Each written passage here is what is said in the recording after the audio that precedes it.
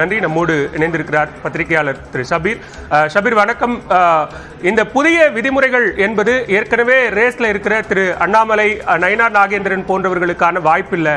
RSS பின்புலம் கொண்ட மூத்த அனுபவம் கொண்ட பல தலைவர்களுக்கு மீண்டும் தலைவராவதற்கான ஒரு வாய்ப்பு இருக்கு அப்படிங்கறத எப்படி பார்க்க வேண்டியிருக்கு?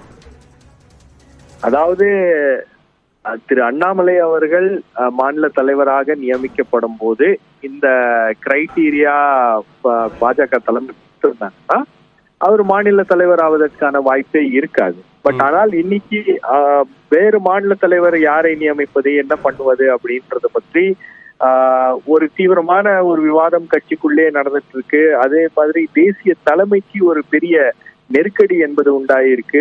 நீங்க அண்ணாமலையை தலைவராக நீங்க அவரை எடுத்துட்டு வேற யாராச்சும் போடுறீங்க அப்படின்னா அது ஒரு RSS பின்புலத்துல இருக்கக்கூடிய ஒரு நபருக்கு அந்த வாய்ப்பை கொடுங்க அப்படின்ற மாதிரி RSS நெருக்குகிறதா அப்படின்ற ஒரு கேள்வியும் இதன் மூலமாக எழுந்துள்ளது.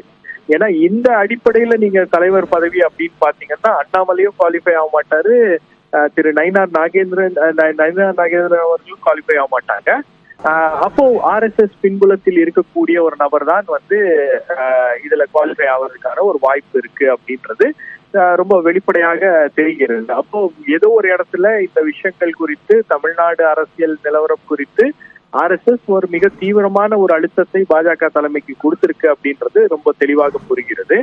ஆனால் இந்த இந்த மாதிரியான ஒரு அறிவிப்பு வெளியே பண்றதே நாங்க தேர்தலில் இங்க அடுத்த தலைவரை யாரை தேர்ந்தெடுக்கிறோமோ அது ரொம்ப ஒரு நியாயமான முறையிலையும் ஒரு ரூல்ஸ் பிரகாரம், பைலா பிரகாரம் தான் நாங்கள் அதை செய்கிறோம் அப்படின்றத காட்டிக்கிறதுக்கு ஏன் பாஜக இவ்வளவு முயற்சி செய்கிறது அப்படின்றதான் இங்க இருக்கக்கூடிய கேள்வி. அப்போ உள்ளுக்குள்ளேயே ஒரு பெரிய சலசலப்பு அப்படின்றது உருவாகி இருக்கிறது. நாளைய தினம் திரு அமித்ஷா அவர்கள், உள்துறை அமைச்சர், இங்க இருக்க போகிறார்.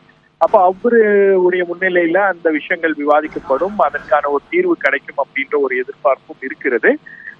சோ கிட்டத்தட்ட அந்த விஷயத்துலதான் ஒரு கிளாரிட்டி வரும் அப்படின்னு நான் எதிர்பார்க்கிறேன். பட் இப்போதைக்கு RSS உடைய தலையீடு அப்படின்றது இங்க பெரிய அளவுல இருக்கு. அப்ப RSS வேற ஒரு கேண்டிடேட்டை ப்ராப் அப் பண்ணியிருக்காங்களா அப்படின்றதும் ஒரு கேள்வி. இதுலதான் ப்ரொஃபசர் ராமசீனிவாசன் போன்றவர்கள்லாம் நீண்ட காலம் டெல்லியில முகாமிட்டு இருந்தாங்க. அவங்களும் ஏதோ ஒரு வகையில மாநில தலைவருக்கான பதவியில் வர வேண்டும், அவருக்கு ஒரு RSS பின்புலம் இருக்கிறது அப்படின்னும் போது அவரு ஒரு சாய்ஸாக இருக்க போகிறாரா அப்படின்றதும் ஒரு மிகப்பெரிய கேள்வியாக இருக்கு. நன்றி ஷபீர். இணைப்பில் கருத்துக்களை பகிர்ந்து கொண்டமைக்கு. நம்மோடு